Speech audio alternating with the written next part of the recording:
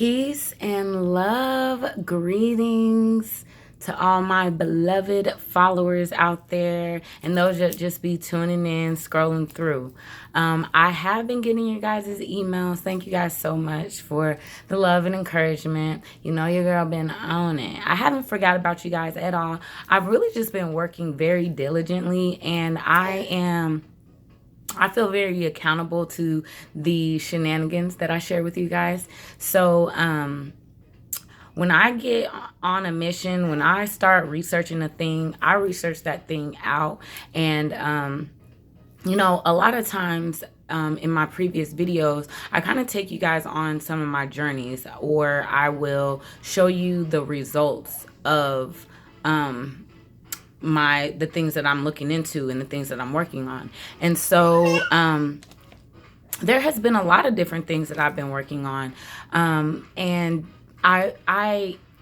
the other thing is, if you guys really follow me, you know I only really jump on here when I feel led. I only can jump on here when I'm released to do so, because even though I have a lot of information to share and a lot of things that I want to tell you, it's really not me that is speaking to you guys. So I am a full believer in Christ. I believe that God's Holy Spirit is leading me through this information. This is our information. This is we the people. This is liberating information. This is liberating knowledge of our rights, of our God-given rights. And most of us kind of don't see it that way. A lot of us come to this from two angles. One is the financial freedom angle, debt-free angle, having to pay all these bills and pay all these debt, and you can't pay a debt with a debt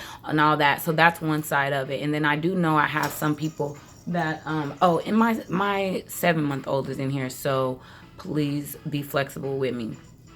And then I have other people who, on the law side of it and wanting to protect themselves against the policy enforcers and different things like that, which are foreign to our land. However, we are in contract with them. They do have charters, and they do have rules. And as we, the people, the Constitution, all that stuff protects us. It's supposed to, right?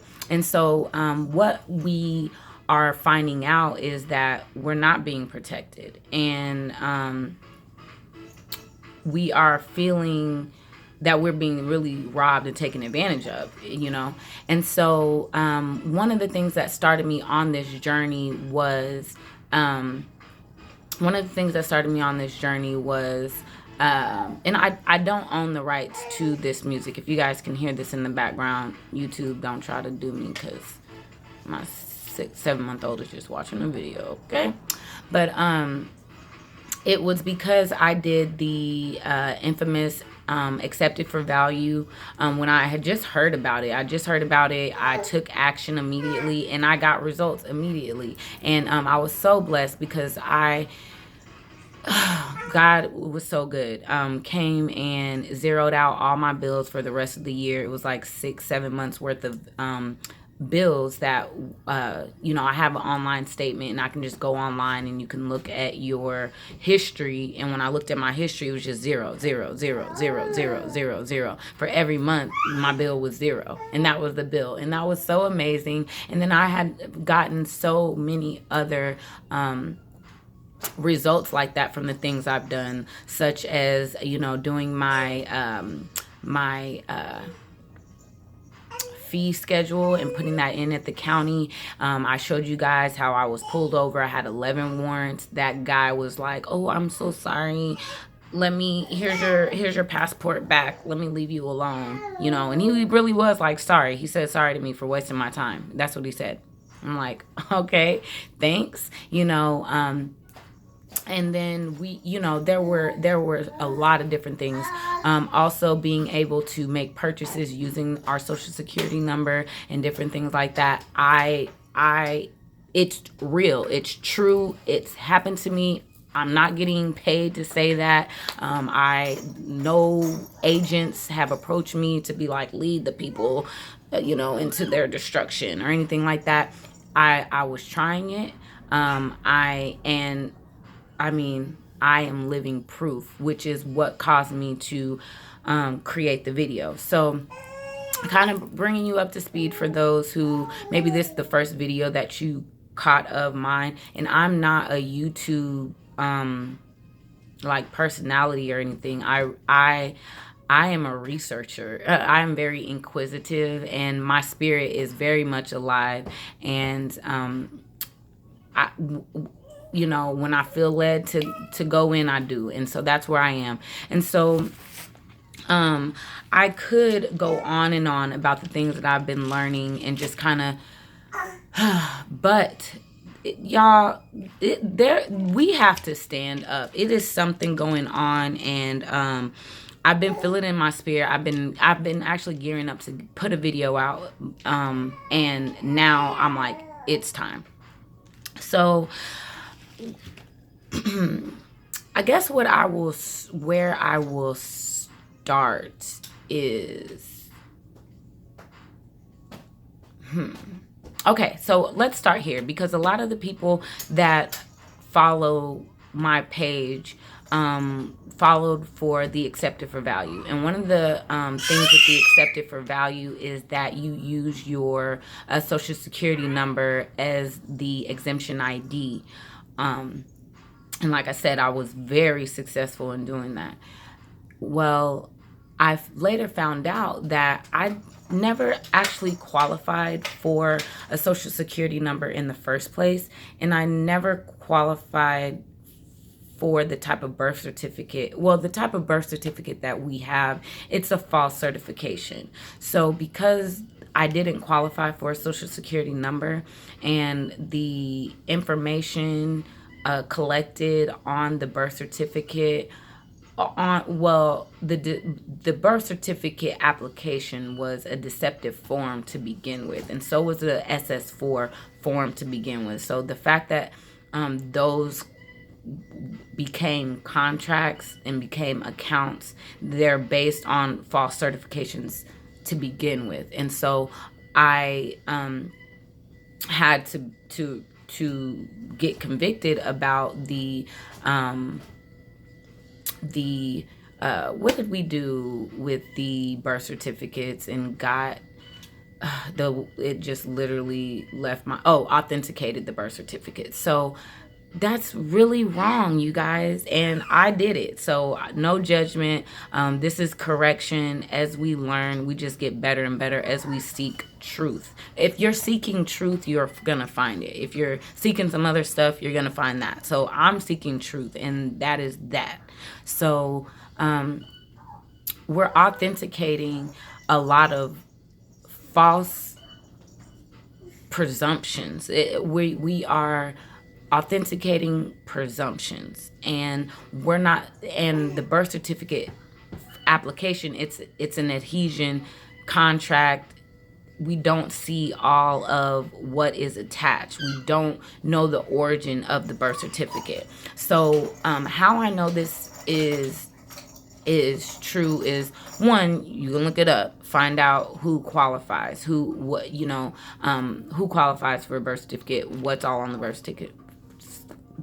certificate, where it originates from.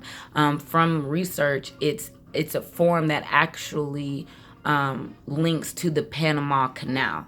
So if you are wanting to be birthed and then pretty much have a deceptive form informing this United States corporation that you were birthed into the Panama Canal, making you property of theirs, then authenticate that birth certificate. And then for the social security number, you can simply do a Google search to find out. I think it's 40. Let me see. I may have wrote it down. But the law, what you will find is it's a United States. I'm sorry, it's not a United States code. It is in the Cornell. You'll pull when you Google it, it'll take you to their website, and basically you want to type something in like who qualifies to get a social security number, and you'll find out that foundlings are who can get those. So if you're not a foundling, you actually don't qualify. Now, don't get nervous, because that doesn't mean now you can't utilize those benefits, because there are God-given benefits. There are God-given rights, I should say. It's not a benefit, it's a right, to protect your life, to protect your, to protect your life is meaning eating, drinking, shelter, clothing, that those are all necessities to protect your life, because if you don't have those things, your life is over. So it's not protected if you don't have those things. So we have a right to those. That's in the Constitution. And this for-profit private company has came in and almost infiltrated our government.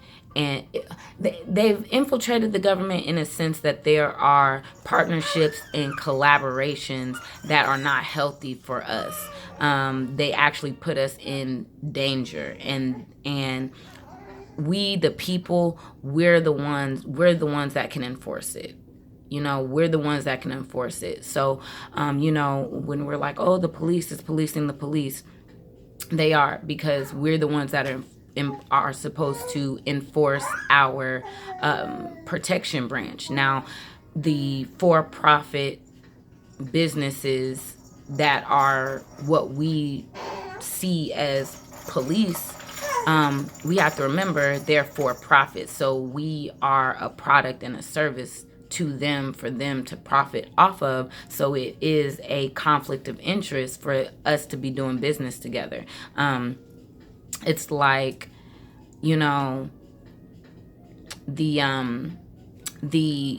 whatever the name is for the guy who shaves the wool off the sheep, right?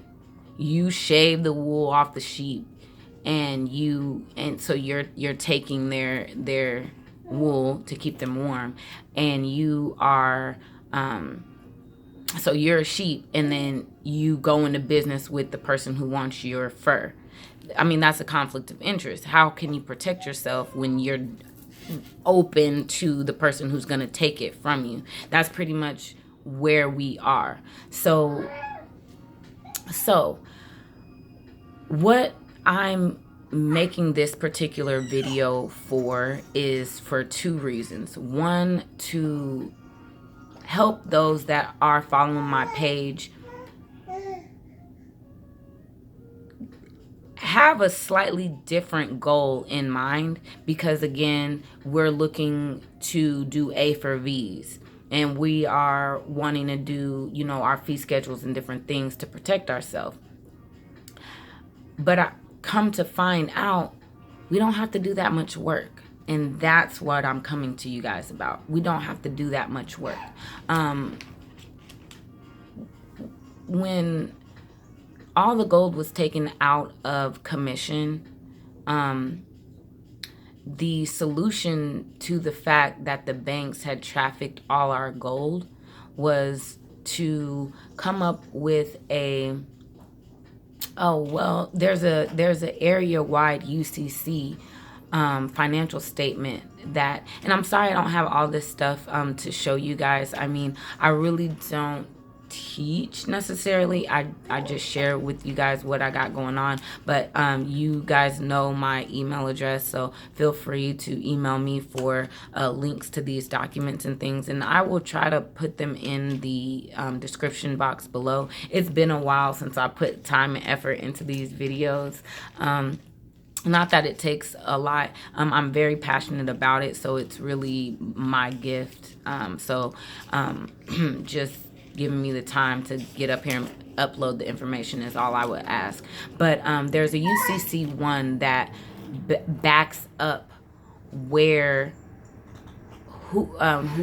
corroborates who is even backing up the Federal Reserve's resources. It's us. It's we the people. It's it's human beings behind all of this stuff. It's human beings behind the businesses. Why is that significant? It's significant because when the banking emergency, which is still in effect today, that basically said that no banks should transact, no member bank of the Federal Reserve should transact any business, or they will be fined $10,000. And for each day that they are in commission, another 10,000, because they would be calling it a separate crime. Come here. So, with everything that's going on in the Ukraine right now, a friend of mine happened to send me an article that definitely caught my eye, because they were using a lot of the verbiage that we need. They answer a lot of questions. Basically, it was talking about the President Putin and how he prohibited Jacob Rothschild and his New World Order banking cabal from operating in Russian territory under any circumstance. Talking about how the following his current election, talking about President Putin, Putin had vowed to continue unburdening Russia's economy from the dangerous monopoly of the U.S. dollar in order to guarantee Russian sovereignty in increasingly globalized world. He said addressing this is total independence from worldwide banking cartel and the Rothschilds' global money providing organizations would be the biggest gift he could provide the future generations. He's basically saying getting free from this World Trade Organization, the Rothschild, the United States dollar threatens many people and families, and he's saying getting away from that is the best gift that he could give future generations. He said this is a quasi-world currency, and specifically this U.S. dollar is pushed by the Rothschilds International Monetary Fund. So these are words that we've heard in our studying. And he said the greatest tradition can be passed on to our kids and grandchildren is not cash or other material things built up in life. However, rather a tradition of liberty from enslavement. Putin declares that Russia to be finally free from the icy grip of Lord Jacob Rothschild. So that was very important to read, because this president is putting it in the paper how the U.S. dollar and what it's doing to their country, and the fact that they're in debt to it. It's actually enslavement, because what I found is that by the U.S. government, not the American, but the U.S. government, making us still utilize this medium of exchange that has no backing, has absolutely no value, because when there was gold, you could take your gold to the bank, they would give you the note, and the note would symbolize what you had in the bank, and you could take that symbol of currency and take it to the bank and get the actual currency, which was the gold. Well, there's no more gold, so the paper is now useless. It has no power. What it was created for no longer exists. So the use of it has lost its value. However, they've tricked us into continuing to utilize something that has no power, but it having no power has controlled us for decades, for generations. And I am here to say we are breaking this chain this year. We're breaking the chain. And it's easy to break the chain. It came to me in prayer last night. It was easy to break this chain because it's already set. The policy, the Constitution already protects us. Okay. The policies are already in place, and I'll explain that to you later. And the policies are in place, the punishments are in place, the enforcement, we're in place, and we literally just have to do it. Like, we literally just have to stop utilizing the Federal Reserve System and just start using something else. Because at the end of the day, we all know, not those who don't know, we know that this Federal Reserve note is fake. We know there's no money. We know these things. Yet we're letting this bully intimidate us, and we're letting this bully, like a giant, tell us that what our God told us is not true. And you know who that sounds like. So we've been given dominion over that voice. We've been given dominion over this giant. And some of us are going to say, well, we're like grasshoppers and there's giants in the land. But then there's others that are going to say, but God promised us, but this is our promised land. This is our promised land, children of Israel. Okay? So how I know that the policies are in place is because, come now, okay, is because the area-wide contracts are utility contracts. These are contracts with water, gas, electric.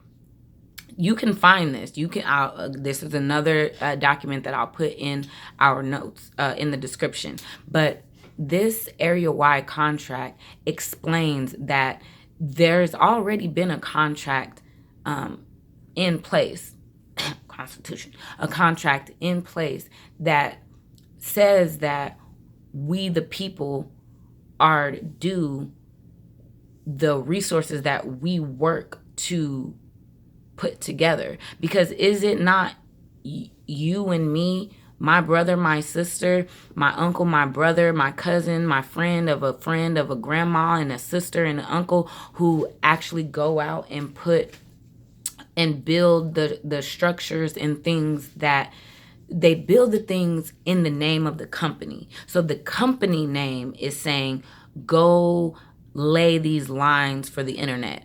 A company is telling human beings to do it. So it's our work that's doing it. It's our labor that's doing it. But it's a company name that kind of gets the glory. No more. God will get the glory. Because at the end of the day, those contracts are saying that a contract has already been signed. Now, if you guys will think back, when did you sign a contract for electric? When did you sign a contract for gas?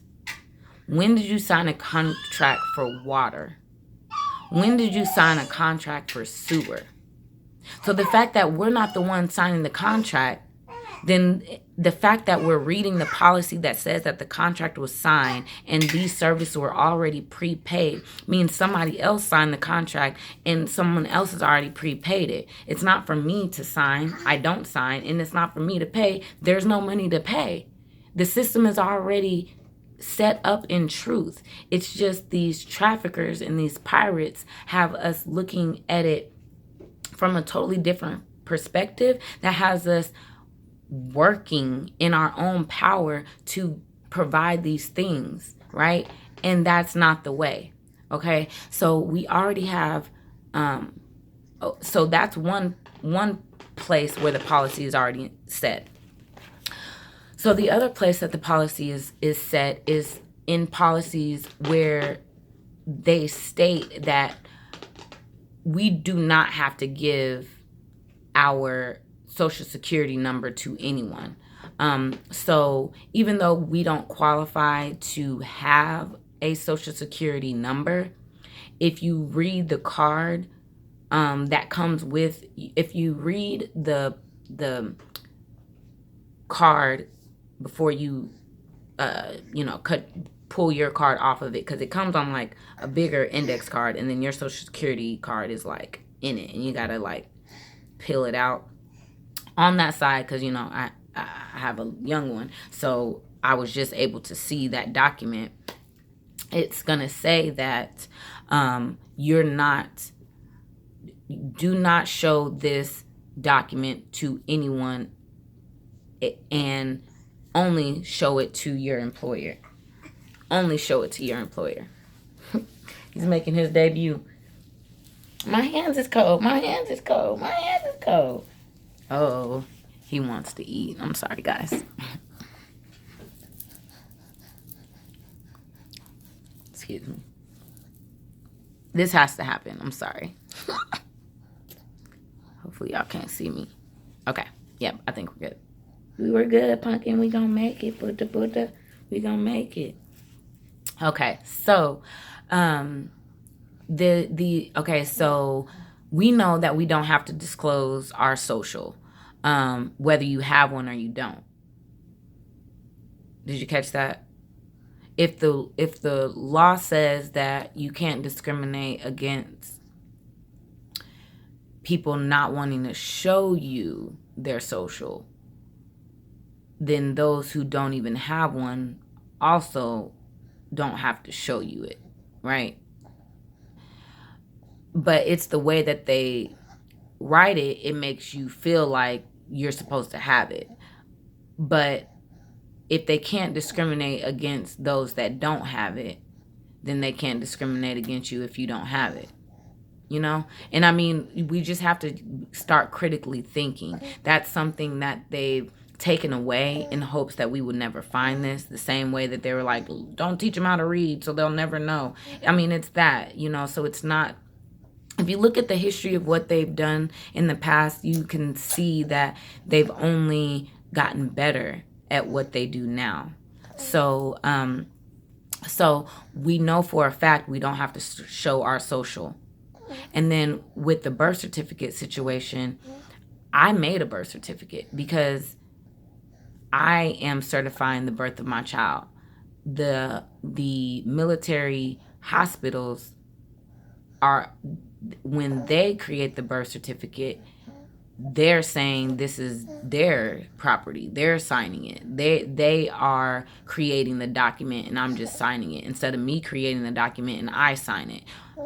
I have been able to get my rights and privileges using a homemade birth certificate that just had my son's date of birth, weight, time, his, my information as his mother, his father's information, and our signature.